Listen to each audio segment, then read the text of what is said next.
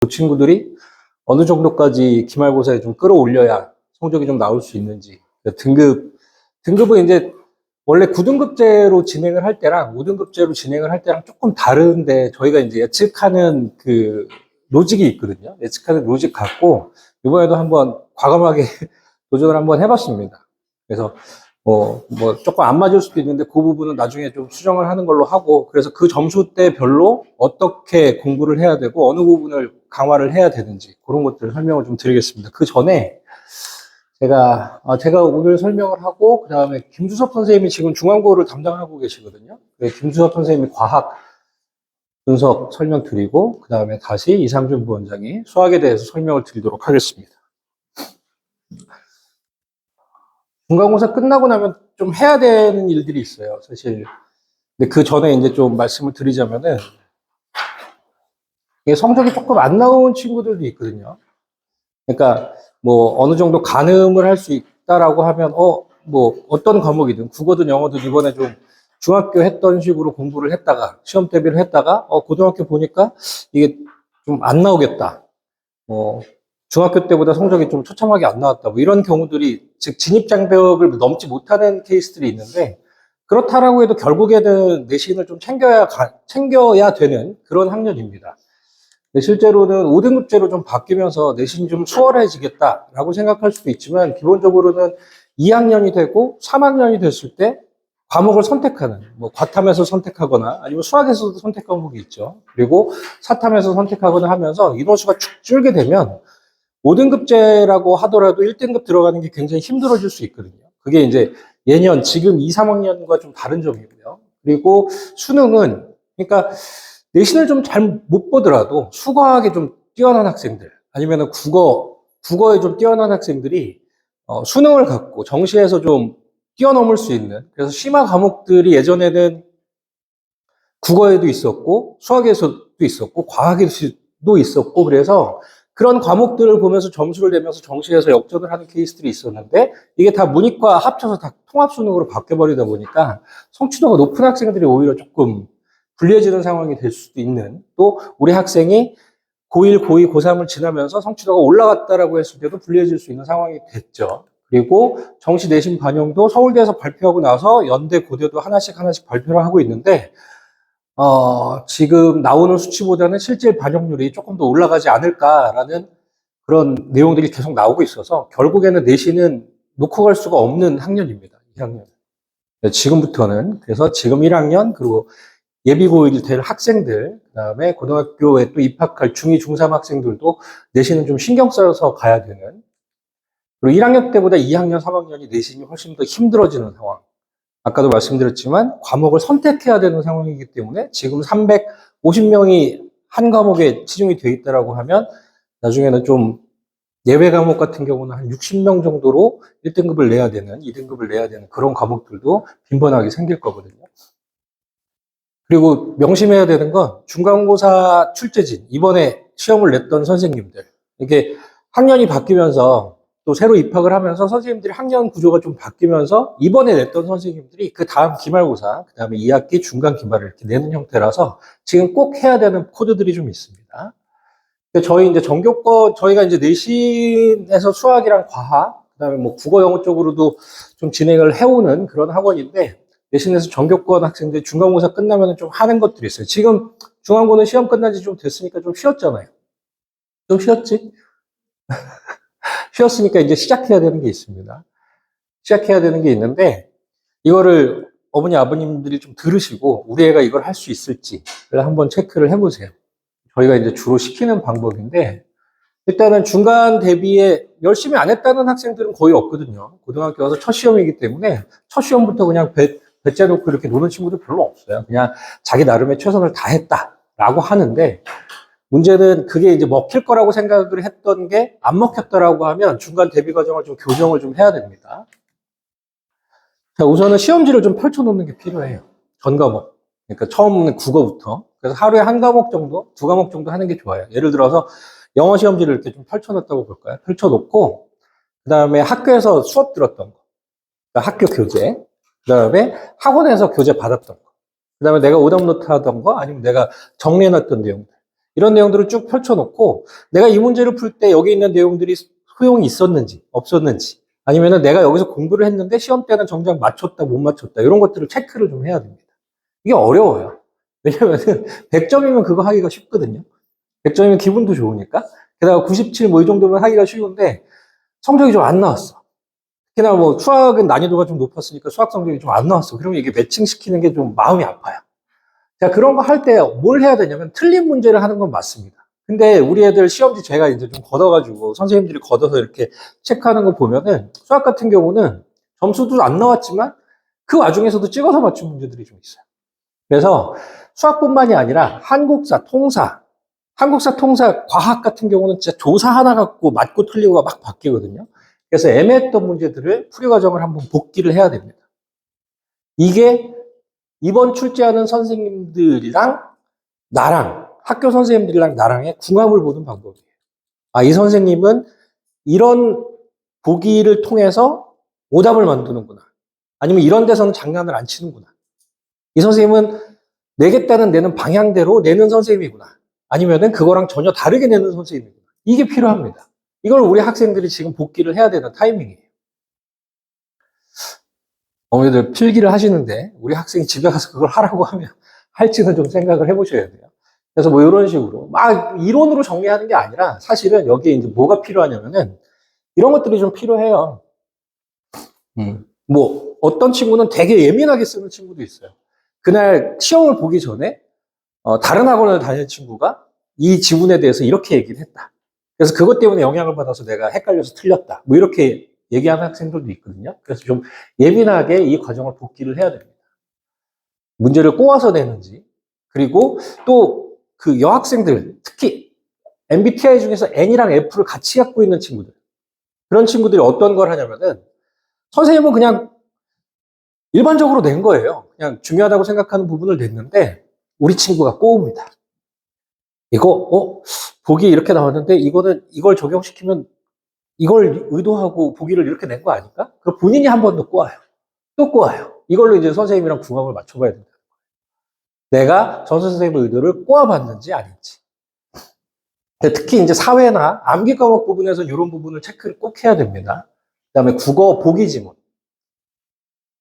그다음에 공부량이 좀 부족했는지 아니면은 내가 너무 투자를 많이 했는지 이런 것들 체크를 하셔야 되고. 그래서 중간고사를 대비하면서 내가 한국사를 뭐 3주 전부터 시작했는데 4주 전부터 시작했는데 아니면은 3월 2일부터 진짜 죽어라고 한국사를 팠는데 뭐 이런 형태를 체크를 해보면서 중간 대비 스케줄을 조정을 좀 해봐야 됩니다. 그래서 객관화가 좀 돼야 돼요. 근데 대부분의 고1 학생들, 고2 정도 되면은 이게 되는 친구들은 쭉 올라가고 이게 안 되는 친구들은 이제 좀 머물거나 이제 내신 쪽보다는 정시 쪽, 수능 쪽 뭐 이렇게 바라보는 친구들이 많거든요. 지금 선배들은.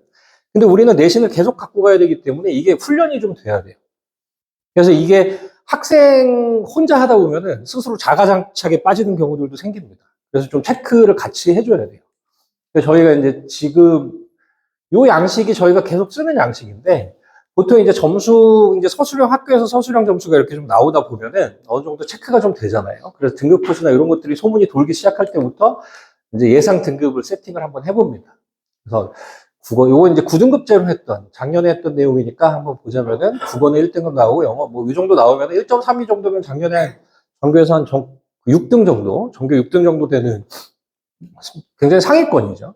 그래서 이런 친구들이 중간고사 때 어떻게 했었고, 뭐 때문에 이게 좀 페인이 된 것 같다? 그러면서 이제 시험지 리뷰를 한번 해보자라고 꼬시는 거죠. 아까 그 앞에 말씀드렸던 시험지를 꺼내서 네가 공부했던 거랑 비교를 해보고, 좀 목표 성적이랑 좀 안 나왔던 부분, 그런 과목들은 선생님이랑 좀 같이 보자. 그래서 그 준비 과정을 한번 체크를 해보고 그 다음에 그런 준비 과정을 조금 보완하고 교정할 수 있다라고 하면 그럼 기말고사에는 이 정도 성적으로 마무리할 수 있지 않겠냐. 이게 다르게 말씀드리면 희망 고문입니다. 근데 동기는 여기서 생겨요. 지금은 내가 이건 참담한 성적은 아닙니다만 예를 들면 그 다음 페이지 한번 보여드릴까요? 2.5이면은 400명 사이즈 학교에서는 40등 정도를 하던 친구였거든요. 2.5 정도의 성적이면은 뭐 나쁘지 않은, 그래서 반에서 한 3등, 4등 정도 하는 나쁘지 않은 성적입니다만, 근데 이 학생은 이 중학교에서 전교 4등으로 졸업했던 친구거든요. 전교 4등으로 졸업했던 친구가 이렇게 받으면은 일단 폭삭 망한 상태죠. 그렇죠? 뭐 이랬던 친구인데 이 친구가 이런 형태로 보완을 해서 1.7 목표를 조금 높게 잡았어요. 목표를 거의 1.0 가깝게 올라가는 목표를 좀 높게 잡아서 이렇게 좀 잡았었는데 여기서 이제 동기가 생기는 겁니다. 내가 지금 내 성적을 보면 내 성적표를 보면 조금 미래가 불투명하지만 이 정도 성적을 내면은 내가 대학이 어느 정도 선까지 가능하고 2학기 때 그다음에 2학년 1학기 때 성적을 내기 시작하면 보완할 수 있겠구나. 내가 지금 첫 시험에서 무너진 거를 보완할 수 있겠구나라는 청사진이 좀 보이면 그때부터 이제 공부를 하기 시작하고 이때 실제로 저랑 50만 원 빵 내기를 했었어요. 제가 이렇게 과하게 잡지 않거든요. 과하게 잡지 않고 요거는 하나씩만 올려보고 요거는 좀 점수상으로 좀 힘들 것 같아 이렇게 얘기를 했는데 본인이 뭐 할 수 있대요. 본인이 할 수 있다고 그래서 본인이 목표로 잡은 거거든요. 그래서 이거 만들어 오면 선생님이 50만 원 빵 해줄게. 근데 한 1.97 정도 나왔던 것 같아요. 오르긴 많이 올랐죠.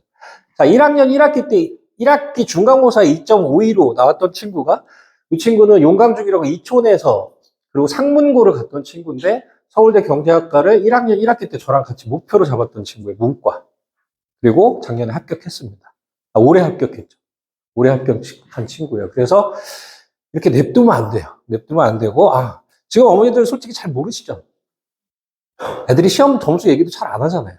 그죠? 그래서 우리 애가 잘 본 건지 못 본 건지 뭐 그냥 대충 봤다고 하는데 성적표 나오면 이렇게 억장이 무너질 수도 있거든요. 그 전에 애들이 이제 좀 공부를 이거 해도 안 되겠다라는 생각이 들기 전에 좀 다잡아야 되는 상황입니다. 그래서 저희도 이제 성적표 나오기 전에 등수를 제대로는 모르지만 애들한테 좀 정보를 얻어서 미리 이제 좀 체크를 해서 아이들을 좀 잡아주는 편이에요. 그래서 이런 식으로 쭉 하고 이제 1학년 걸로만 끝나는 게 아니라 2학년 때 선택 과목이라든가 이런 것들을 미리 좀 대비를 해야 되거든요. 그러니까 생각을 하고 있어야 된다.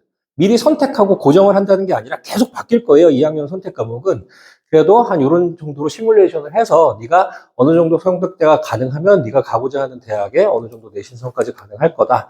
뭐 이런 거를 저희가 지금 모든 급제에 맞춰서 다 수정을 해놨거든요. 그다음에 스케줄 점검하고 공부 어떻게 해야 되는지, 수행평가 어떻게 해야 되는지 뭐 이런 것들. 그래서 진로는 보통은 이제 막 뭐가 되고 싶다 아니면 요새 애들 가장 큰 특징이 되고 싶은 게 없다.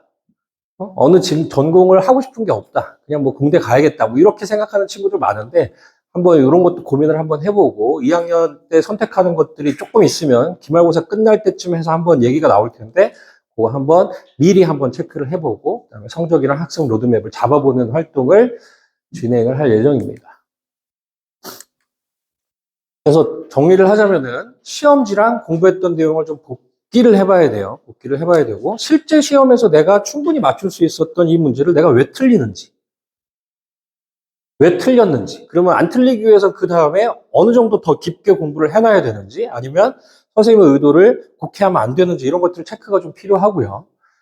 그 다음에 중간 대비해서 내가 좀 쉽게 공부한 거 아니지 조금 더 깊게 공부해야 되지 않을까 이런 것들도 체크를 해야 되고 그리고 여기서 이제 학생들 스스로 멈추면 안 되고 저희랑 피드백을 하면서 아니면은 이걸 안 하는 친구들이 대부분이에요 사실은 안 하는 친구들이 대부분이라서 저희가 먼저 추천을 하고 먼저 상담을 하면서 목표를 잡고 그러면 이번에 시험지를 뭐 수학 같은 경우나 국어 같은 경우는 시험지를 피드백을 해서 갖고 오면 선생님이랑 한번 상의를 해보자. 그래서 저희가 이제 시키는 형태로 그렇게 진행이 될 거고 계속 진행을 해왔던 내용이고 그래서 저희 그 학습 컨설팅을 뭐 진행을 할 예정입니다. 거기 신청서가 거기 있는데 신청서에 작성을 해주시면 저희가 설명회 때문에 사실 오늘까지는 진행을 못했고 오늘 이제 중앙고 학생들 와 있잖아요. 그래서 오늘 끝나고 나면은 약속 잡아가지고 주말에도 보고 아니면 좀 수업 끝나고 좀 남아서도 하고 아니면 수업 없는 날 와가지고 이렇게 진행을 하는 형태로 다음 주 주말까지 다음 주 주말 아니면 다다음 주 수요일까지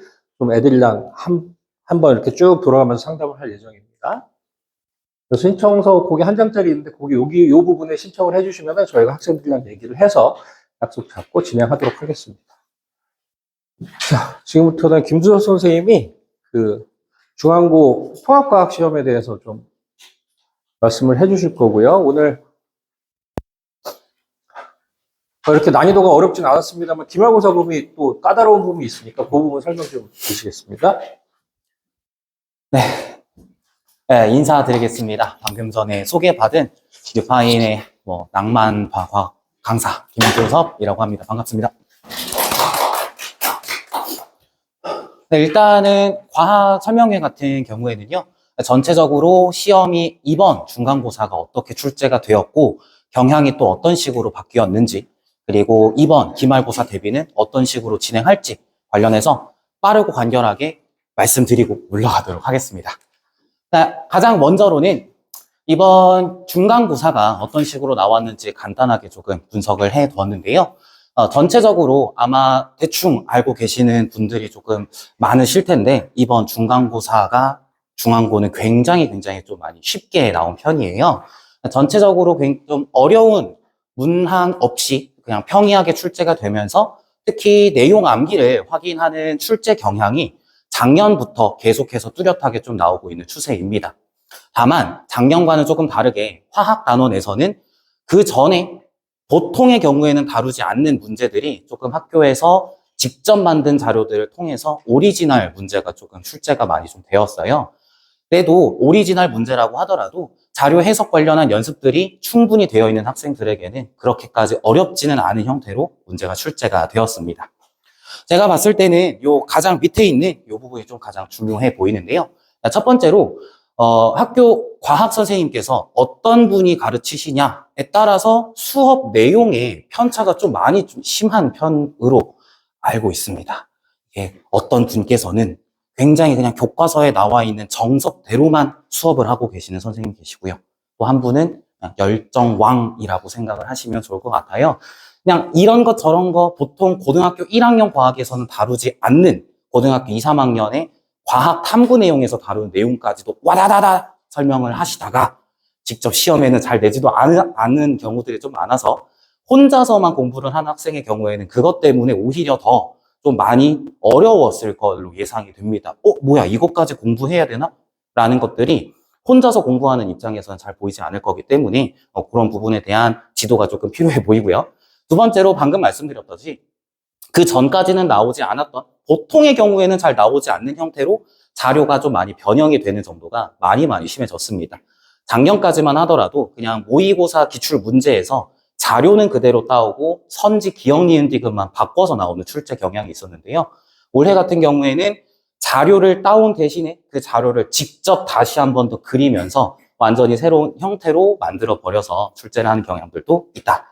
마지막으로는요, 그럼에도 불구하고 결국에는 난이도 자체가 좀 너무 낮아서 학생들 점수대가 다 같이 높은 상황이라 변별력이 조금 낮다. 그래서 이번 기말고사가 많이 어려워질 가능성이 충분히 있다라고 말씀드릴 수 있을 것 같습니다. 그래서 저희 같은 경우에는요, 계속해서 다양한 자료랑 선지 분석들을 하면서 시험 당일에 처음 보는 자료더라도 충분히 해석할 수 있는 능력을 기르는 것이 가장 중요하겠다라고 한마디 종평 남기고, 저희가 그래서 이번 중간고사 때 어떻게 진행해 왔는지 간단하게 말씀드리겠습니다. 해당 내용은요, 학교 기출문제에 따라서 저희가 이번 중간고사 대비를 하면서 어떤 문항들이 그 관련해서 연계되었는지 간단하게 좀 적어뒀는데요. 사실 요거 관련해서는 저희가 좀 많은 문제들을 계속 풀리고 꼼꼼하게 확인을 하는 과정에서 학생들이 직접적으로 완전히 처음 보는 형태의 문제는 단 한 문제, 16번에 있는 한 문제 제외하고는 없었을 겁니다. 다만 요 16번 문제도 전체적으로는 봤던 문제인데 가나다 조건 중에서 딱 하나가 보통 통합과학에서 다루지 않는 조건이 하나가 출제가 되어서 그것 때문에 좀 틀린 학생들이 또 충분히 많을 거예요.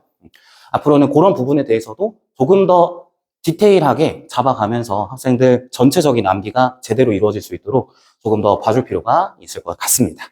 요거 같은 경우, 요 뒤쪽으로는요, 직접 그 학교의 기출문제랑 저희가 같이 풀렸었던 유사 문항들을 이런 식으로 좀 준비를 해뒀습니다. 직접 비교를 해보면 교재라던가 자료에 유사성들이 좀 많이 있다는 거 보실 수 있을 것 같아요. 네, 결국에 중간고사는 이미 지난 시험이기 때문에 저희한테 중요한 건 남은 기말고사를 어떻게 준비를 해야 될 거냐. 정말 간단하게만 말씀을 드릴 건데요. 이번 기말고사 범위는요, 중간고사보다도 훨씬 더 어렵게 나올 것으로 예상이 되는 데다가 시험 범위 자체도 내용도 훨씬 더 많다라고 알고 계시면 될 것 같아요. 좀 약간 감이 안 오시는 분들을 위해서 정말 간단하게만 말씀을 드리면, 요 첫 번째 있는 지구 시스템 단원에서는 기권, 직권, 생물권, 뭐 수권 관련한 뭐 저희 지구에서 볼 수 있는 여러 가지 권역에 대한 설명들이 디테일하게 나오는데, 요 해당 부분에 대한 내용 범위는 중학교 시험의 4분의 1씩이라고 생각을 하시면 될 것 같습니다. 중학교 시험 범위 4분의 1씩이 지구 시스템의 극히 일부에 들어가 있는 상황이라서 전체적으로 따져보면 중학교 시험 범위의 2배에서 2.5배 정도 가까이 되는 엄청나게 넓은 분량에다가 여기 역학 시스템 같은 경우에는 대충 알고 계시듯이 학생들이 가장 많이 어려워하는 물리 파트에 대한 내용도 있어서 그냥 단순히 암기만으로는 풀 수는 없을 거고요. 암기에 더해서 문제 유형이나 자료 해석, 접근 방법에 대한 지도가 충분히 필요한 상황입니다. 자, 그래서 저희가 1등급을 전체적으로 만들기 위해서 이번 기말고사 내신 대비 프로그램 어떻게 될지 빠르게 말씀드리고 마무리 짓겠습니다. 요거는 약간 좀 부끄럽기는 한데요. 제 입장에서는 이번 목표가 100% 100점을 만드는 게 목표였었거든요. 아쉽게도 이번에는 이제 89%를 90점 이상으로 만드는데 그쳤지만 기말고사 때는 조금 더 열심히 해서 학생들의 개인적으로 약점 쭉 끈질기게 찾아가면서 이번에 기말고사에 조금 더 좋은 결과 보일 수 있도록 결과로 말씀드릴 수 있도록 노력하겠습니다. 네.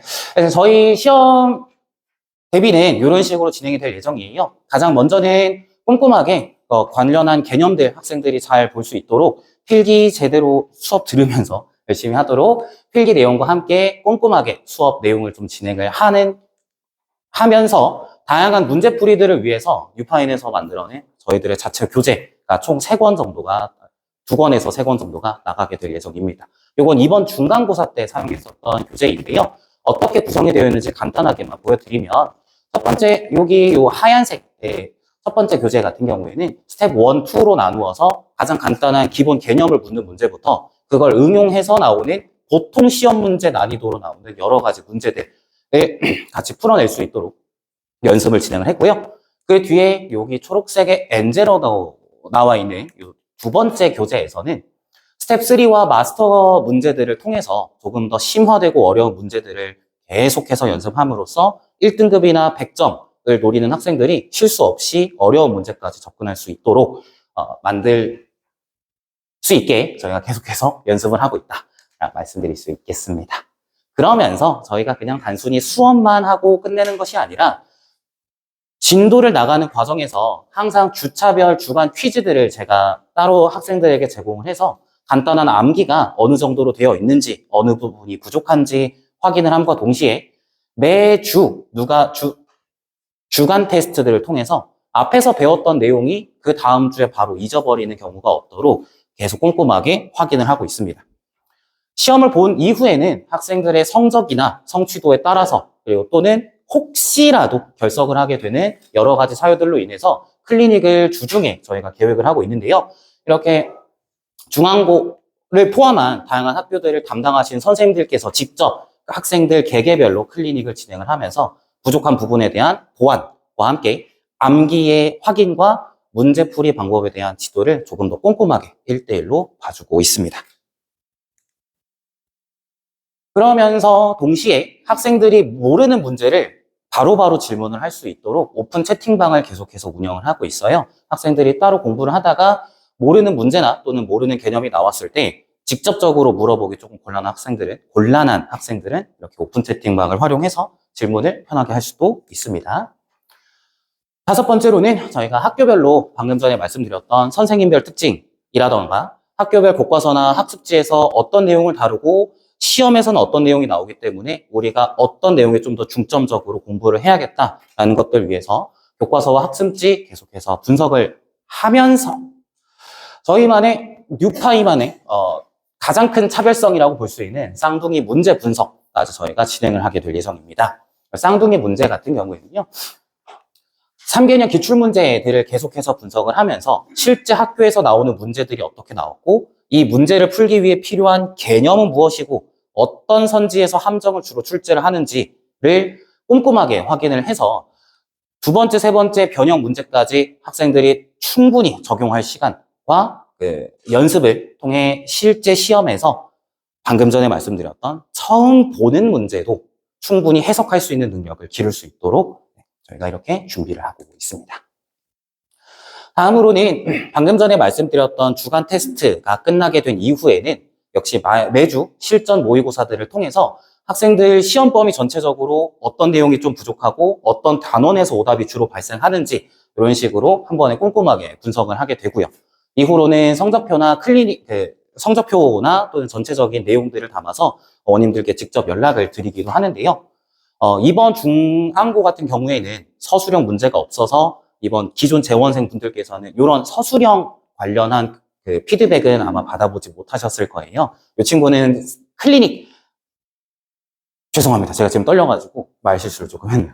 서술형 관련한 자료 드리고요. 객관식으로만 나오게 된다면 이런 성적표들로 쭉 정리를 해서 학생들이 점수가 어떤 식으로 변하고 있는지 또는 어떤 문제에서 오답이 발생했는지 쉽게 좀 알아볼 수 있도록 저희가 계속 준비를 하고 있습니다. 이제 마지막으로 그래서 저희 기말고사 대비 같은 경우에는 3월 27일 저번 주 일요일과 이번 주 수요일에 이미 개강을 한 상황입니다. 그래서 만약에 새로 합류하게 되는 학생들이 있다면 첫 주차 수업을 영상 보강과 함께 클리닉을 통해서 그 관련한 내용들을 충분히 학습을 하고 진도를 따라올 수 있도록 만들게 될 거고요. 중앙고 학생들이 아무래도 기말고사가 다른 학교보다 일주일 빠르다 보니까 기말고사 내신 대비도 조금 빠르게 시작된 점을 알고 계시면 될 것 같습니다. 네, 그래서 수업 특징은 방금 전에 말씀드렸던 그 내용들 그대로라서요. 간단하게만 말씀드리고 마무리 짓도록 하겠습니다. 저희만의 차별성이 있는 수업 특징으로는 중앙고의 기출분석 통해서 쌍둥이 문제들을 계속해서 연습을 함으로써 자료 해석 능력을 향상시키는 것에 가장 좀 중점적으로 보고 있고요. 그럼에 더해서 학생들이 좀 어려워하는 부분들이 있을 때 전체적인 수업에서는 결국 그걸 하나하나 잡아내기가 어려우니까 1대1 클리닉을 통해서 학생 개개인별 약점에 대한 보완까지 충분히 해서 이번 기말고사는 더욱더 좋은 결과로 보답할 수 있도록 결과로 말씀드리겠습니다. 여기까지 해서 과학 관련한 내용 마무리를 짓도록 할게요. 지금까지 뉴파인 과학의 김두섭이었습니다. 감사합니다.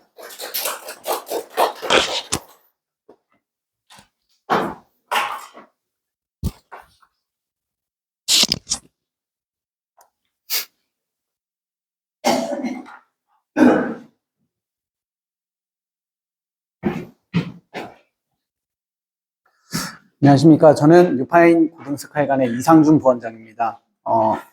일단 이 자리에 오시기까지 발걸음이 가벼우신 분들도 계실 거고, 네, 발걸음이 무겁게 우리의 어쩌나 싶어서 오신 분들도 꽤 계실 거라고 생각이 됩니다. 중앙고가 원체 이동탄 지역, 아니 동탄 지역에서도 꽤나 어렵다라고 이미 알고 계셨을 거고, 심지어는 여러 설명회 가시면서 들으셨겠지만 화성고보다도 어려운 수학시험을 갖고 있는 학교라는 얘기도 많이 들으셨기 때문에 어느 정도 마음의 준비는 하고 계셨지만 설마 그래도 우리 아이는 일반고니까 잘하겠지라는 기대감으로 중앙고를 보내셨을 텐데, 네, 제가 좀 세분화되게 자세하게 설명을 좀 드리면서 중간고사 분석에서부터 기말고사 대비는 어떻게 진행을 할지에 대한 부분을 가이드를 좀 잡아드리도록 하겠습니다. 네, 먼저 총평이고요. 이 총평은 저의 생각이 아니라 학생들이 자꾸 말하는 것들인데 시간이 너무 부족했어요는 늘 있는 상황입니다. 특히 고등학교 1학년 첫 번째 중간고사에서는 모든 학생들이 이 얘기를 하고 모든 학원들이 이 대비를 열심히 시킨다고 시킵니다. 하지만 우리 학생들에 대한 긴장감이라든가 특히 동탄 지역은 중학교와 고등학교의 수학 난이도 격차가 너무 크기 때문에 학생들이 더더욱이 이런 부분에 대해서 절실히 느끼는 게 제가 체감된 부분이었고요. 그 다음에 왜 중앙고는 깔아주는 문제가 없는지에 대한 부분인데 이런 것도 중앙고의 특징이었기도 해요. 그러니까 선생님 입장에선 깔아주는 게 한 10번 정도까지는 깔아줬어요. 그런데 아이들 입장으로는 보통 1, 2, 3, 4번에 나오는 첫 번째 페이지를 쑥 보고 넘어가야 되는데 생각보다 그러진 못했습니다. 그러다 보니까 시간에 대해서 첫 번째 문제부터 시간을 좀 쓰는 그런 케이스였고, 마찬가지 풀어봤던 문제 같은데 그래서 손을 댔는데 그랬는데 풀어보다 보니 답이 안 나와서 다음 문제로 넘어가요. 최악이잖아요. 시간을 쓰고 답을 못 내고 다음 문제로 넘어가는 그런 문제들이 꽤 수록이 돼 있었고, 그 다음에 접근은 했는데 마무리 정리가 안 돼. 똑같은 케이스의 학생들에 대한 표현이었고요. 정확하게 이제 수치화된 걸로 좀 표현을 해봐 드리면, 당연히 이제 24년도 작년과, 이제 올해죠. 아이고, 연도 못하네요. 25년 예상인데요. 당연히 뭐 범위 자체도 약간의 차이가 있었고, 난이도라든가 학생 구성원의 차이는 있었고, 등급도 마찬가지 9등급제 기준이었고요. 5등급제 기준으로 환산을 해보면, 이렇게 라인업을 같이 가보시면 되겠죠. 그래서 작년보다는 난이도가 조금 더 올라갔다라고 보시면 되겠죠. 이제 점수대가 좀 떨어진 소폭 하향 점수고, 그 다음에 기본적으로 이제 이번에 357명, 요거는 약간의 인원 변동은 있을 수 있겠지만 3월 모의고사 학생 수 기준으로 해서 좀 내본 거고요. 그래서 10% 1등급 기준으로는 36명까지, 그리고 2등급은 121등까지에 대해서 등급화된 명수라고 보시면 될 것 같습니다. 그래서 난이도 상승됐고요. 그리고 시간 부족에 따른 이제 타임어택, 우리 학생들에게 어떻게 그런 부분을 좀 성장시킬 수 있는지에 대한 부분, 그리고 실제 시험지 자체가 학교 프린트 부교재 부분에서 좀 많이 나오고, 이거는 매년 그 기준을 똑같이 유지하고 있습니다. 그래서 이런 부분에 대해서 자세하게 안내를 좀 드릴게요. 이번 이제 중간고사였는데요. 17 플러스 3, 그래서 총 20문항이었고, 이제 요 시험에서 보시면 아시겠지만, 실질적으로 이제 하 문제, 중 문제, 중상 문제, 그리고 생각보다 극강의 극상 문제는 출제는 되지는 않았습니다. 학생들이 피부로 느꼈을 때 상위권 문제라고 보여지는 것들이 객관식 끝에서 두 번째 문제와 서술형 마지막 문제였는데요. 네. 그래서 이런 부분에 대해서 제가 섬세하게 한 문제씩 보여드리도록 할게요. 이게 실제 이번 학생 시험지였고요. 얘를 바탕으로 저희가 평가를 내보자면 이렇게 구성이 되어 있습니다.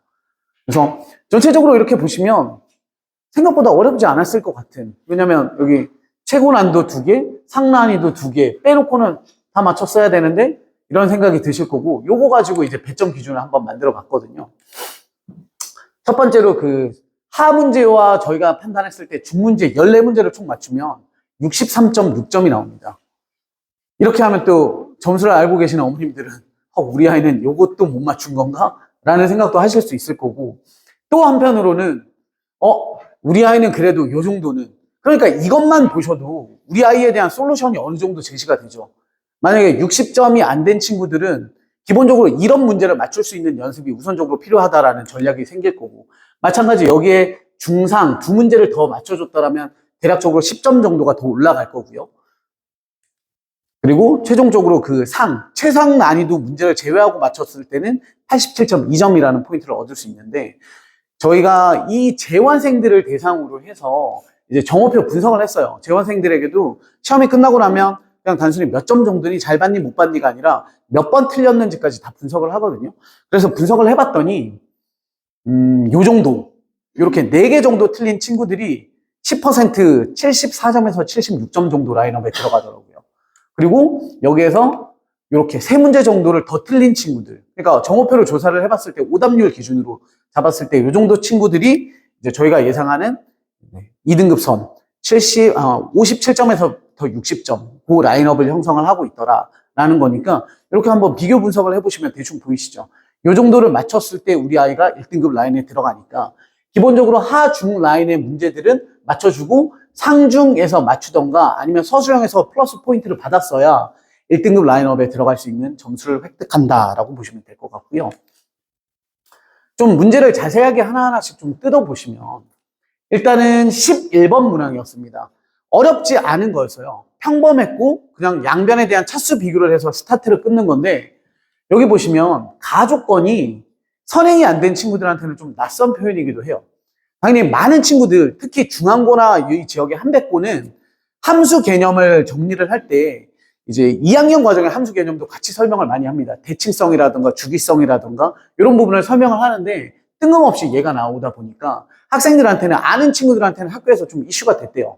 시험 끝나고 나서 야, 우함수, 기함수가 출제가 됐어. 그래서 저는 대단한 게 출제가 된 줄 알았는데 그 정도 급은 아니고요. 근데 알면 조금 더 빨리 풀 수 있는, 그래서 여기에서 좀 현타가, 그러니까 쉽지 않은, 아니죠. 어렵지 않은 문제였는데 어떤 상황이었냐면 오답률이 굉장히 높아요.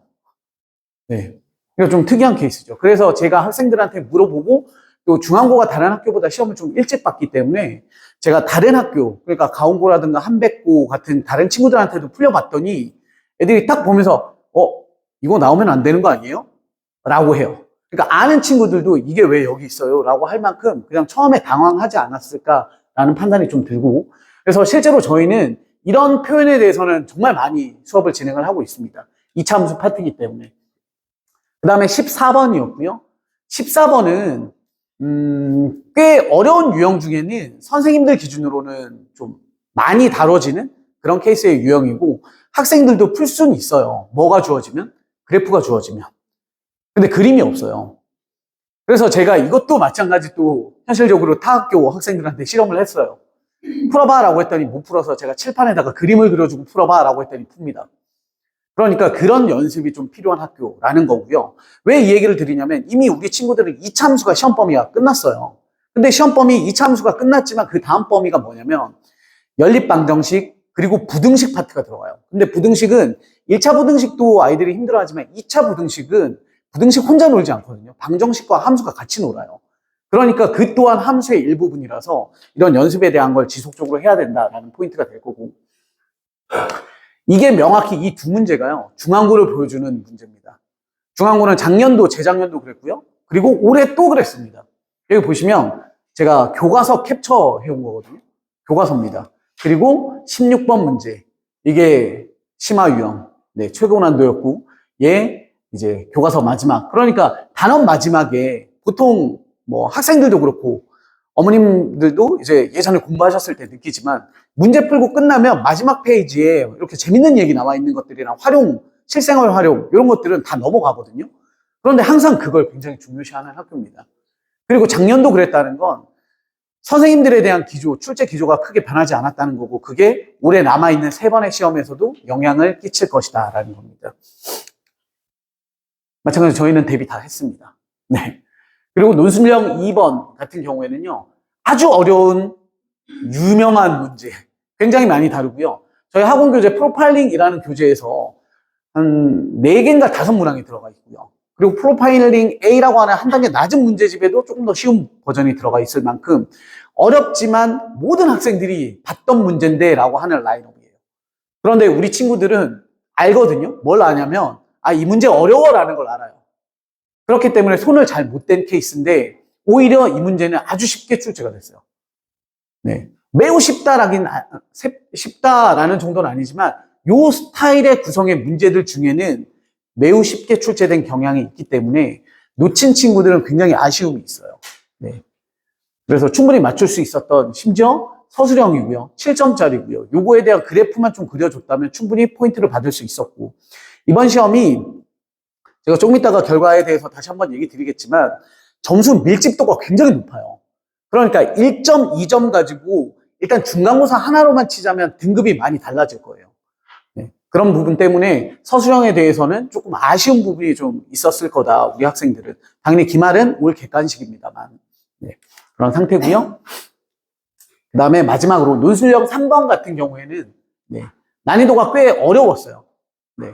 그리고 정수근이라는 문제 포인트였는데 굉장히 예스럽습니다. 이 문제 찾으려면 일단 정석부터 뒤져볼 정도로 꽤나 예전 문제고 요즘은 잘 다루진 않아요.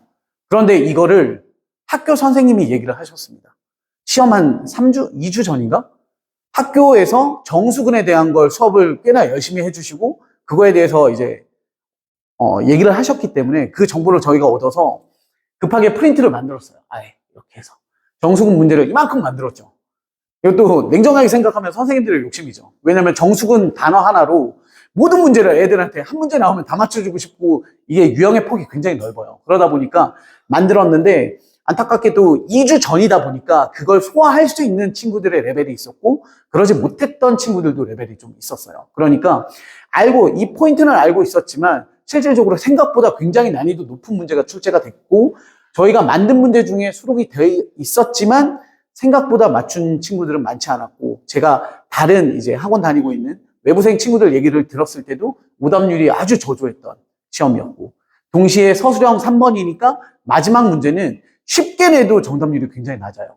아이들이 그까지 잘 못 가기 때문에. 그런데 난이도 높고 이런 상황이었기 때문에 좀 얘는 버리더라도 냉정하게 따지자면 1등급 들어가는데 큰 문제는 되지 않았던 문제다라고 판단이 됩니다. 네. 학교 선생님들에 대한 분석을 저희가 좀 자세하게 하고 있어요. 선생님이 뭘 좋아하나 이런 분석은 아니지만 성향. 네. 왜냐하면 저도 똑같이 수학을 계속해서 하고 있는 사람이지만 제가 중요하다고 생각하는 포인트는 내년에도 중요하고 내후년에도 중요하거든요. 그게 이제 반영이 된 거죠. 아까 보여드렸던 것처럼 이 학교 선생님은 교과서를 굉장히 좋아하고 학교 부교재에 대해서 이제 학생들에게 공부시키고 그걸 다시 한번 변형해서 출제하는 경향을 갖고 있습니다. 이런 부분 때문에 작년과 출제 기조가 크게 변하지 않았다.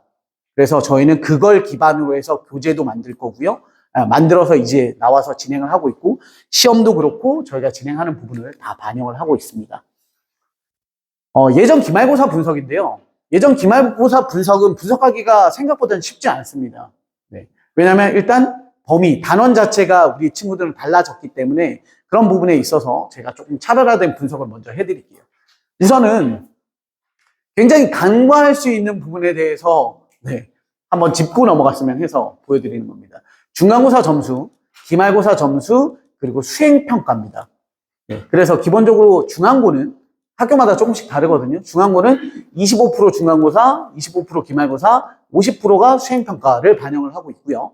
그래서 대략적으로 우리 친구가 중간 1컷 기준으로 이 정도 급에 그리고 기말 1컷이 이 정도 비슷한 난이도라고 가정을 했을 때 저희가 한번 만들어 봤어요. 만들어 보면 합산, 이게 뭐 가이드를 잡아 드리는 겁니다. 우리 아이가 이번에 예를 들어서 100점을 찍었어요.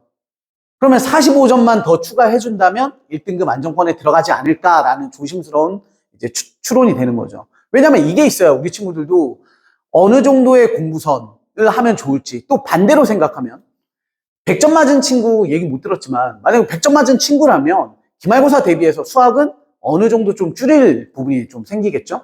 또 반대로 50점, 60점 나온 과목이 있다면 거기에 시간 투자를 더 해서 점수 포인트를 많이 쌓아야 되는 부분이 있다 보니까 저희가 생각했을 때, 예측했을 때 현 난이도와 비슷하게 출제가 돼서 1컷이 비슷하다고 치면 이 정도 라인업이 이제 1에 들어갈 수 있는 합산 점수이기 때문에 좀 기억해 두시면 좋을 것 같고요. 마찬가지 120점 정도가 합계가 나와서 안정권 123점 정도의 합이 나오면 2등급 라인업에 들어갈 수 있는 정도 수준이라고 판단이 됩니다. 그리고 또 하나 포인트는 요걸 저희가 엑셀로 함수화 해놓은 건데 여기에서 수행평가에서 점수를 깎으면 무슨 일이 벌어지냐면 수행평가 1점을 깎잖아요. 그럼 뭐랑 포인트가 똑같냐면 지필고사에 4점 깎이는 것과 포인트가 거의 똑같습니다. 그러니까 수행도 꽤나 중요하게 생각을 해야 된다라는 거고 특히 상위권 친구들은 수행에서 1점이 굉장히 타격이 크겠죠. 그리고 마찬가지 2등급이라고 하는 밀집되어 있는 그 그룹의 친구들도 수행평가에 영향을 많이 받기 때문에 뭐 이렇다라고 해서 수행을 무조건적으로 많은 시간 투자와 많은 시간 할애를 하라는 건 아닙니다만 요령을 좀 부려야 되죠. 이제 어느 정도 학교 생활이 진행이 됐기 때문에 이 과목 선생님, 저 과목 선생님에 대한 특징도 알았을 거고 어떤 수행에 대해서는 좀 노멀하게 진행을 해도 점수를 잘 주는 선생님 아니면 빡빡하게 해야 되는 선생님도 좀 잘 알 거기 때문에 그런 부분도 체크해야 된다라는 겁니다. 이게 작년 기말입니다. 작년 1학기 기말인데요. 회색으로 만들어 놓은 게 뭐냐면 이번 시험 범위와 전혀 관련 없는 2학기로 넘어간 범위입니다. 살릴 문제가 몇 개 없죠. 그리고 심지어 여기 파트가 왜 이런 상황이 생겼냐면 회색으로 표시한 게 전부 다 도형 파트입니다. 그러니까 1학기 말에 도형이 들어가 있던 것들이 점, 직선, 원, 도형이 들어가 있던 게 전부 다 2학기 중간고사로 바뀌었거든요. 그러면서 범위가 이렇게 바뀌었어요. 이제는 여러 가지 방정식과 부등식, 이 부분이 살아있고 새로운 부분이 들어갔죠. 그러니까 차이가 엄청 커진 거예요. 왜냐하면 기존에는 여러 가지 방정식과 부등식이 그닥 이렇게 힘을 발휘하지 못했던 파트였음에도 불구하고 이런 상황이었는데 이제는 여기가 부각되겠죠. 왜냐하면 날아간 단원과 새로 생긴 단원의 난이도 차이를 보면 너무 월등하게 여기가 세요. 그러니까 이제는 이런 파트에 대한 공부를 어떻게 할 것인가 전략을 짜야 되고 동시에 우리 친구들이 2등급도 간당간당한 친구들인 상황이라면 여기에서 포인트 확보가 너무 중요하다는 거죠. 왜냐하면 부등식 여방은 많이 어려워질 게 뻔하니까. 그래서 심지어 뭐 과하게 얘기하자면 버릴 문제가 여기에서 생길 가능성이 높다는 겁니다. 그런데 이렇게만 바라봐도 그런 현상인데요. 작년 기출을 한번 볼게요. 작년 기출을 한번 보시면 이게 여러 가지 방정식이었어요.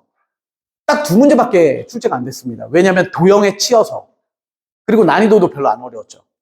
근데 부등식 같은 경우에는 도형 파트에 치였음에도 불구하고 난이도가 꽤 높게 출제가 됐어요. 네. 근데 올해는 부등식이 더 이제 심화가 되는 해기 때문에 난이도가 이 정도의 유지가 되거나 킬러 문항이 부등식에서 나올 출제 확률이 굉장히 높아졌다. 그러면 전략 수립이 되죠. 안정권으로 1로 올라가고 싶은 이번에 2등급을 유지했던 친구들 같은 경우에는 심화 유형, 그러니까 부등식에서 잘 나올 수 있는 선배들이 많이 틀렸던 뭐 주제별 심화라든가 테마 수업에 대해서 조금 더 몰입해서 공부를 해야 될 필요성이 있다라고 보시면 되고요. 그 다음에 경우의 수 파트 같은 경우에는 작년 1학기 기말 파트가 아니죠. 그러면 최근에 있었던 작년 말에 있었던 2학기 기말고사에 들어가 있던 단원입니다. 거기에서 이제 문제를 뽑았는데 이 정도 문제는 난이도가 좀 있었고요. 종합적으로 작년 2학기 기말 파트에서 경우의 수는 총 6문제가 출제가 됐고요. 작년 2학기 기말 파트를 보시면 함수, 유리함수, 무리함수, 경우의 수예요. 그럼 대충 단원 제목만 보셔도 아시겠지만 이쪽이 월등히 더 중요하긴 해요. 네. 그런데도 불구하고 30%의 문제가 출제가 됐다는 건 이 학교가 경우의 수도 꽤나 좋아하는구나 라고 판단이 되겠죠. 그런데 분명 난이도는 부등식이나 여러 가지 방정식에서 높일 가능성이 크니까 우리 아이들은 문제 양도 그리고 난이도도 이런 걸 봤을 때 이건 무조건 다 먹고 들어가야 되는 거. 뭐 이런 식으로 판단이 되겠죠. 그 다음은 행렬입니다. 네. 행렬은 뭐 많이 들어보셔서 아시겠지만 새롭게 탄생은 아니죠. 사라졌다가 다시 부활한 단원인 만큼 그리고 그 중에서도 역함수 또는 켈리 해밀턴 정리라고 하는 까다롭게 출제되던 것들이 다 교육과정에서 빠졌습니다. 그렇기 때문에 단순히 연산 파트라던가 뭐 꼬이더라도 그냥 미지수를 찾는 정도의 난이도 문제가 출제가 될 거라서 학습 경향이 경우의 수와 행렬이 비슷하게 갈 겁니다. 소위 말하는 양측이라고 하죠. 많은 문제를 풀어봐서 익숙해지게끔 만들어주는 게 좋은 이제 포인트가 되는 두 개의 단원이 끝에 붙어 있다라고 보시면 될 것 같아요. 그래서 종합적으로 평가를 해드리자면 도형이 빠졌습니다. 그렇다면 여러 가지 방정식과 부등식에서 힘을 실어서 공부를 해야 1등급 안정권이 들어갈 수 있다라는 것과 동시에 이제 난이도가 전체적으로 좀 다른 파트의 상승을 가져올 거고요. 그래서 전통적으로 어려웠던 부분들이 우리 이번 기말고사 시험이기 때문에 어쩔 수 없이 학생들이 뭐 부모님들도 아마 학원을 원망하셨을 수도 있을 것 같아요. 우리 아이가 공부를 얼마나 했고 안 했고를 떠나서 시험 끝나자마자 학원에서 부르니까 얼마나 힘들었겠어요. 근데 학원 입장에서도 그냥 하루 빠져 하루 쉬어 이게 아니라 학생들의 정신 상태도 그렇고 저희 해줄 것도 너무 많고 하다 보니까 빨리 복귀해서 바로 내신 대비 시작 이렇게 진행을 했던 거거든요. 네. 그러면 이렇게 힘들고 어려울 거라고 예상되는 이 기말고사에 대해서는 어떻게 대비할지에 대한 걸 솔루션 제시를 해드릴게요. 이 부분은 이번 중간고사 점수대별로 저희가 좀 고민을 많이 해봤습니다. 그래서 70점, 80점대 가장 높은 점수에서부터 60점, 40, 50 점수대까지 만들었고요. 그러면 그 이상의 점수대 친구들은 안 해줍니까가 아니라 그 이상대 친구들은 어느 정도의 수학의 패턴의 안정성을 갖고 있는 친구들이기 때문에 하지 마가 아니라 그냥 그대로 중간고사에 학원에서 시키는 대로 따박따박 잘 했던 친구들일 거니까 그걸 그대로 따라오면 되니까 뭐 이러한 솔루션 제시 자체보다는 너가 그동안 했던 루틴을 그대로 가면 돼 라는 라인업이라고 보시면 되고요. 70점에서 80점 친구들은 기본기는 갖고 있을 거예요. 그렇다면 심화 문제에 대한 욕심도 생길 거고 그렇다고 해서 뭐 시중에 돌아다니고 있는 블랙라벨 같은 문제를 따와서 어려운 것만 막 파헤쳐서 공부를 한다 이런 것보다는 선배들이랑 비교에 이제 초점을 많이 두려고 합니다. 그래서 꼭풀 모의고사라고 해서 실제 모의고사들을 보고 선배들이 이제 정답률이 낮은 문제들 위주로 선별을 한 그런 것들이 있어요. 저희가 지금 유파인 서울이랑 동산간 전체를 합치면 고등부가 한 3,800명? 고1만 하면 2,000여 명 정도가 되거든요. 그런 걸 바탕으로 해서 저희가 문제를 좀 뽑아내서 학생들에게 이런 부분에 대해서 좀 상위권 선배들이 틀린 문제를 집중적으로 좀 공부할 수 있게끔 포인트를 잡아주려고 해서 꼭풀 모의고사를 실제 학생들도 중간고사 끝자락 그리고 한 달 전, 기말고사 한 달 전에 계속적으로 주 1회에서 일주일에 한 번 또는 2주일에 한 번꼴로 진행을 하고 있으나 이거는 상위권 친구들이라면 선배들이 받던 꼬프를 받아다가 계속 진행할 수 있는 부분도 시행을 하고 있습니다. 유사 연습도 시키고 있고요. 요거는 이렇게 이제 할 건데요. 얘는 중간고사에서 실제 우리 이번 고1 중앙고 및 한백고 이제 여러 학교들 학생들의 성취도 꼬풀 모의고사를 보고 이제 정오표를 작성을 했던 거고요. 지금 여기 표 같은 경우에는 이제 중앙고 저희 재원생들 기준이고 여기는 연합 모의고사라고 해서 전체 저희 뉴파인 고1 재원생들 같이 봤던 시험 이런 것들로 진행을 하고 있습니다. 60점대 이번에 중앙고가 60점대 학생들이 굉장히 몰려 있어요. 아마 석차가 이제 곧 나올 거니까 보시면 아시겠지만 뭐 64점과 65점이 사이에 30명 들어가 있고 이럴 가능성도 꽤 크거든요. 그러니까 이 친구들에 대한 솔루션이 가장 중요하지 않을까 생각이 되고 거기가 많으니까 중요하다라기보다 이 친구들은 조금만 더 해주면 들어갈 수 있잖아요. 어디에? 1라인업에 들어갈 수 있는 그런 상태이기 때문에 훨씬 더 좀 세밀한 솔루션이 필요하다라고 판단이 됩니다. 그래서 첫 번째는 주제별 심화라고 해서 말 그대로 앞에서 서두에서 얘기 드린 것처럼 선배들이 많이 틀렸던 문제를 테마식으로 수업을 진행을 해주는 겁니다. 하나부터 10까지 뭐 쌤처럼 유형 1, 유형 2, 유형 3 진행을 하는 게 아니라 이제 중요한 문제에 대해서 조금 더 깊이 있게 다룰 수 있는 그런 수업을 진행을 하고 얘는 교재에 수록이 되어 있고 또 틈나는 대로 플러스 알파로 주제별 심화라는 프린트가 또 지급이 좀 될 겁니다. 그리고 두 번째는 저희가 매번 시험이 끝나고 나면 선생님들끼리 회의를 해요. 그래서 아쉬운 점이 뭐였나라고 얘기를 했을 때 이번에도 조금은 아쉬웠던 부분이 뭐였냐면 교재에서 출제 빈도가 좀 높았어요. 그러다 보니까 저희 선생님들 기준으로는 기대를 했고 시험 잘 나오겠지? 뭐 시험지 한 장이 딱 나왔으면 나왔고 괜찮을 것 같아요. 근데 오면서 시험지를 막 받아보면 생각 외로 아이들이 점수가 안 나온 걸 보면 그런 친구들을 다시 복기를 해요. 실명을 거론하면서 이 친구는 어땠어요? 저땠어요? 해보면 늘 아쉬움의 첫 번째 포인트가 이거예요. 교재를 조금 더 타이트하게 해줬으면 어땠을까? 조금 더 반복시켜줬으면 어땠을까? 뭐 소위 얘기해서 오답 정리. 근데 오답 정리는 학생들에게 어느 정도의 노동성이 필요한 부분이고 과연 그게 아이들이 손으로 쓴다고 해서 자기 게 될까? 그러면 어떻게 소화를 시킬까라고 했을 때 저희가 늘 추구하는 게 셔플이라는 거예요. 근데 이 셔플은 저희가 단순하게 아이들이 공부를 했던 거에 대해서 다시 한번 뽑아내서 시험을 보는 게 아니라요. 얘를 문제를 다 섞어요. 왜냐하면 저희 교재 자체도 1단원, 2단원, 3단원 단원별로 구성이 돼 있을 거고 유형에 순차적으로 구성이 되어 있는 걸 시험지처럼 마구잡이로 막 섞어서 20문제짜리를 세팅을 해놓거든요. 여기 보시면 이번 이제 기말고사, 요건 이번 기말고사입니다. 이제 아이들이 나가고 있는 책인데 이것도 미리 교재별로 셔플이 다 세팅이 되어 있어요. 그러면 20문제짜리 세팅이 되어 있으면 이걸 시험처럼 보고 끝! 오답해! 이게 아니라 시험을 봤어요. 그러면 틀렸거든요. 그러면 이 틀린 거에 대해서 다시 찾아가야죠. 왜냐하면 이 책 어딘가에 숨어 있을 거니까. 그리고 이 문제를 찾아가면 이 문제만 공부하는 게 아니라 그 문제 주변에는 얘랑 비슷한 문제들이 또 몰려 있겠죠, 책에는? 그럼 그 문제를 다 풀어야 됩니다. 그러면 얘가 1회차였지만 이 친구를 보시면 4회차에 얘랑 유사한 문제가 또 출제가 되거든요. 이게 제가 지난번에 만든 거라서 여기였네요. 여기. 네. 얘랑 유사한 문제가 여기가 출제됐을 때 얘는 맞추는 거죠. 왜냐면 이것 때문에 책에 있던 이 유형을 풀어봤을 거니까. 그래서 이런 식으로 좀 숙달할 수 있게끔 만들어주는 게 셔플이고 셔플은 실제로 정규 수업 시간에도 진행을 하는 클래스들이 있지만 이게 헤비한 부분이긴 해요. 그러다 보니까 개별적으로 좀 개별 미션처럼도 진행을 많이 시키고 있는 상태입니다.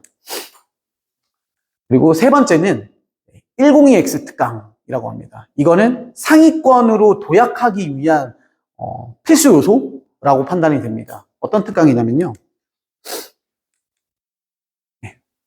정오표입니다. 저희가 시험을 보면 실제 학교 시험 같은 시험을 봤을 때는 늘 정오표 작성을 합니다.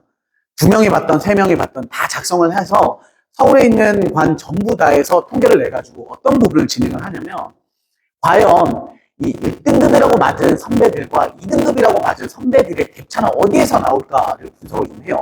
그러다 보면 대략적으로 이 문제 딱 보이시면 17번이었거든요. 그럼 1등급 라인업 선배들은 전부 다 정답이고요.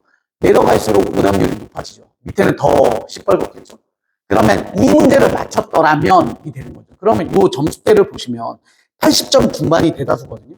그럼 5점을 맞췄으면 90점 초과되는 거죠. 그럼 등급업을 할 수 있었던 문제니까. 그냥 단순히 이런 거예요. 야, 너 이 문제 오답 다 해. 가 아니죠.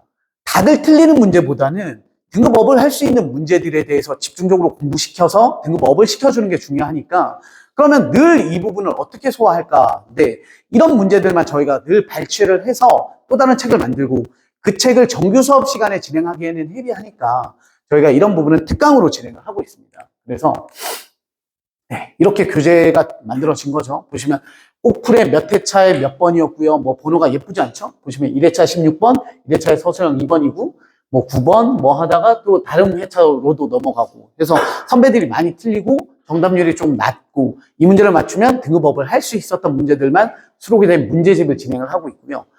이런 거는 수업을 할 때 그냥 평강사라고 표현하기는 그렇지만 어쨌건 이런 부분에 대해서 수업을 많이 해본 선생님이 이제 투입이 돼서 어떤 부분을 해줘야 되냐면 선생님의 마인드를 좀 심어줘야 됩니다.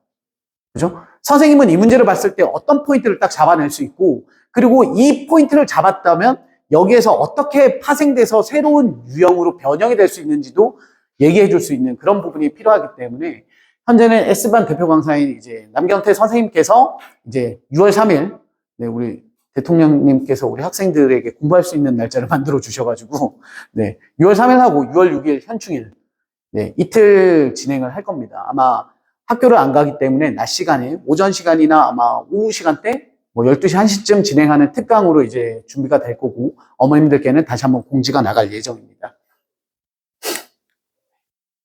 그 다음 네, 마음은 아프지만 5등급제라는 희망 때문에 우리 친구들에게도 네, 한 번 더 솔루션을 제시해서 올라갈 수 있는 근데 냉정하게 판단하면요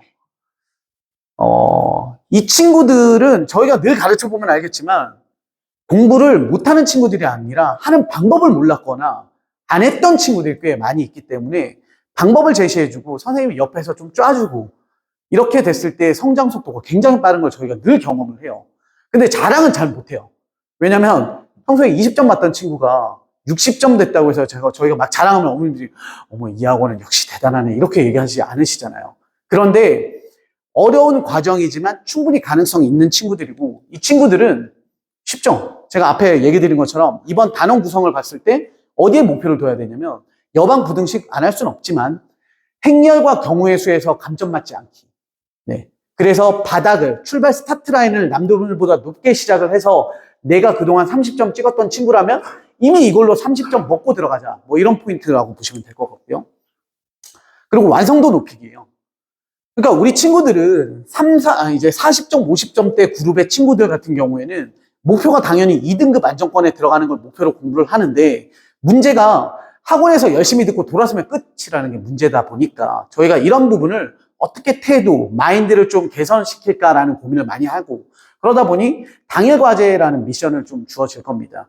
그리고 셔플 테스트를 통해서 셔플 테스트는 수준별이지 뭐 심화반 애들이 하는 셔플 테스트와 뭐 다 다르거든요. 그러다 보니까 이제 라인업에 맞춰진 셔플 테스트 진행을 또 할 거고요. 링크 포인트라는 건 선생님들이 핵심 요약을 정리를 해주는 겁니다. 교재에 포스트잇 붙여서 이 문제를 봤을 때 생각해낼 수 있는 이제 포인트를 하나씩 짚어주고 학생들이 작성하고 이런 부분. 그리고 동시에 우리 학생들의 목표는 크지 않죠. 3문제와 4문제를 더 맞춰준다면 대략적으로 보시면 이제 20문제에 올 객관식이니까 대략적으로 한 문제당 5점이라고 생각을 하면 4문제를 맞췄을 때 20점이 추가가 되는 거잖아요. 그러면 40점, 50점대 친구들은 60, 70점대 그룹에 들어가는 거죠. 그러면 어느 정도 2등급에 들어갈 수 있는 확률이 굉장히 높아지니까 너는 이것도 맞추고 이것도 맞추고 이것도 맞추고 심화해서 나올 수 있는 이것도 한 번쯤 해봐. 이런 게 아니라는 거죠. 그래서 그런 학습법이 필요하다라는 거고요.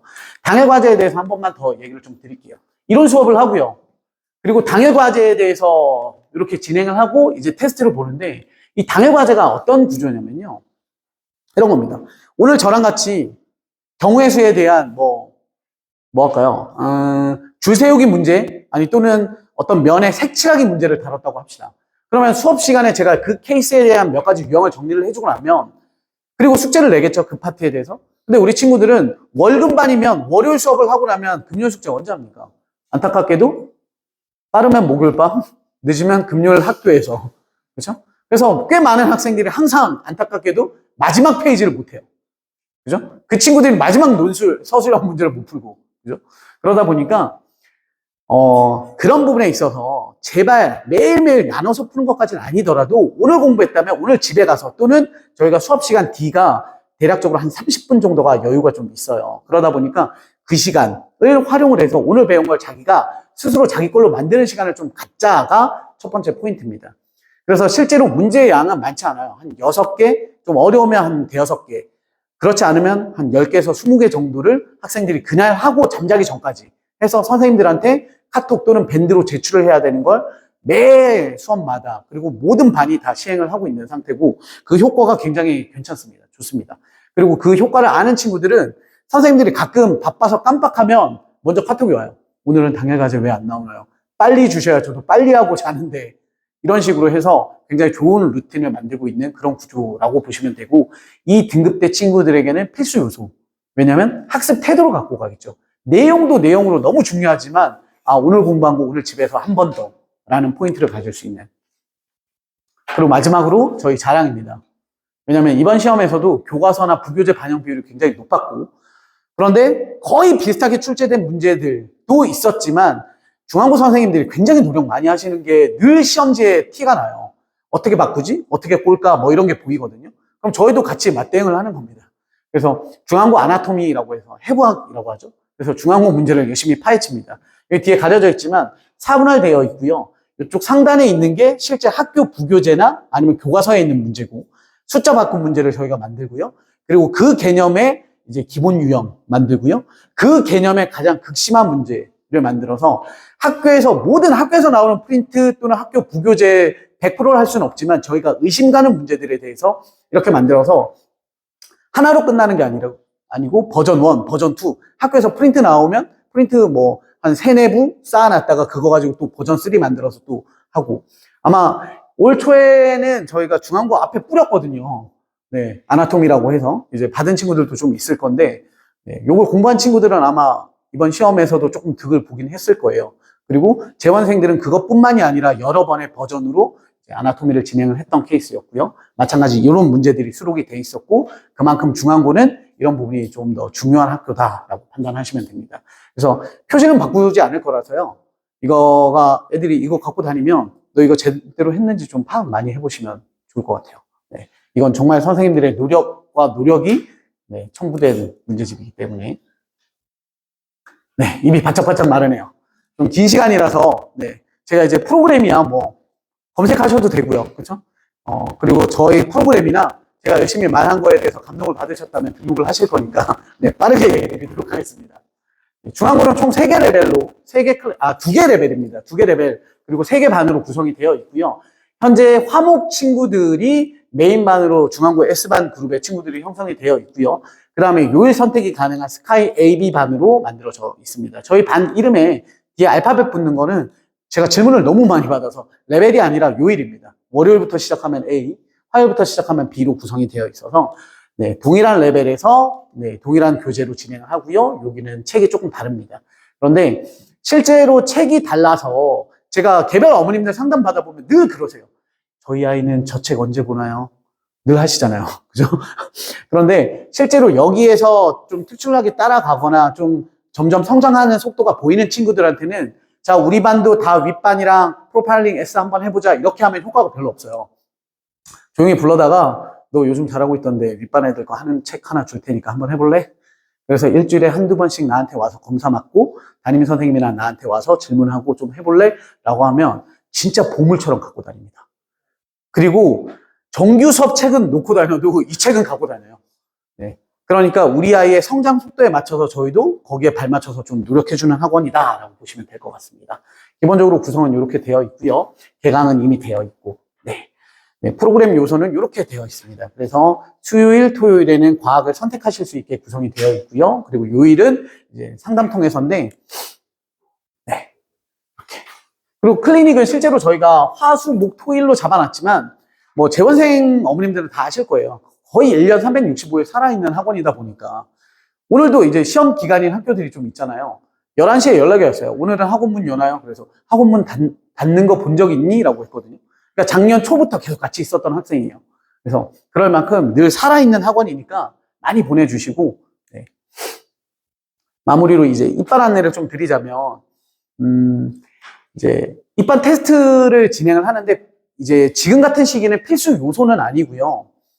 기본적으로 이번에 봤던 중간고사 시험지, 그리고 그동안의 학습 이력, 그리고 조금 더 깐깐하게 우리 아이를 판단해주고 분석해 주셨으면 좋겠다라고 생각이 되면 기존 학원에서 이제 배우고 공부했던 책, 노트 이런 거 이제 가지고 오셔서 예약 잡고 오셔가지고 상담 통해서 입반이 될 거고요. 그리고 기초가 너무 부족한 친구면 어느 정도인지에 대한 성취도 판단을 위해서 기초 이제 학습 이력 테스트는 좀 있을 겁니다. 그래서 전화 상담으로 1차적으로 진행이 되고 대면으로 학생 상담 후 이제 입반 처리가 될 거고요. 과학도 마찬가지 이제 전화 상담 통해서 입반 처리가 될 거고요. 지금 이미 두 이제 반들이 전부 다 개강이 된 상태이기 때문에 하루라도 빠르게 선택하셔서 입반하시는 게 좋을 거라고 판단이 되고, 현재 뭐 수학 같은 경우에 뭐 하나만 덧붙여서 얘기 드리자면 독립성이 강한 행렬 파트를 먼저 진행을 한 상태이기 때문에 이제 추가 신규 입반이 되더라도 저희가 좀 빠르게 보충 수업을 진행할 수 있지 않을까 판단이 됩니다. 그래서 뭐 문의는 뭐 이렇게 전화 아니면 학원으로 연락 주시면 될 것 같고요. 과학은 저쪽으로 주셔도 되고 정미 원장님 쪽으로 다이렉트로 연락 주셔도 됩니다. 네. 이 시간 너무너무 고생 많으셨고요. 저희가 이제 여기 종이가 따로 들어가 있는 종이거든요. 이렇게. 네. 그래서 재원생 어머님들은 수강 신청은 아니지만 이 부분에 아까 원장님이 얘기해 주셨던 것처럼 우리 아이의 현재 성적 상담 그리고 앞으로 어떻게 할지에 대한 기본적인 계획을 좀 짜주고 그걸 계속해서 저희가 멘토링 해줄 수 있는 프로그램에 대해서 우리 아이 상담받게 하고 싶다라고 판단이 되시면 작성해 주시고, 요거에 대한 기본 내용을 좀 작성을 해 주시면 저희가 학생 판단하기에 재원생들은 대부분 잘 알거든요. 하지만 뭐 최근에 입반한 재원생들이라든가 이런 친구들은 우리 아이의 특징이라든가 어머님들이 상담 원하시는 부분을 작성해 주시면 좀 더 꼼꼼하게 세세하게 상담 드리도록 하겠습니다. 그리고 이제 외부생 어머님들은 신청서에 작성을 해 주시면 뭐 확정이 아닙니다. 다닐게요라고 체크하시는 게 아니라 저희가 1차적으로 전화 상담 드릴 수 있는 체크를 해주시는 거기 때문에 제가 빠른 시일 내에 전화 드려서 추가적으로 상담 드리도록 하겠습니다. 오늘 긴 시간 많이 고생하셨고요. 지금부터 잠시 동안만 Q&A가 혹시 있으시면 질의응답 받고 귀가하시면 될 것 같고요. 저희 아이들이 열심히 공부하고 있는 거 뭐 아시겠지만 뭐 긴 시간에도 하고 있는 만큼 저희가 설명회가 꽤 길잖아요, 종종. 그래도 우리 아이는 더 길게 앉아 있으니까 힘내서 긴 시간 설명 들어주신 거 감사합니다. 네, 고생하셨습니다. 네, 네.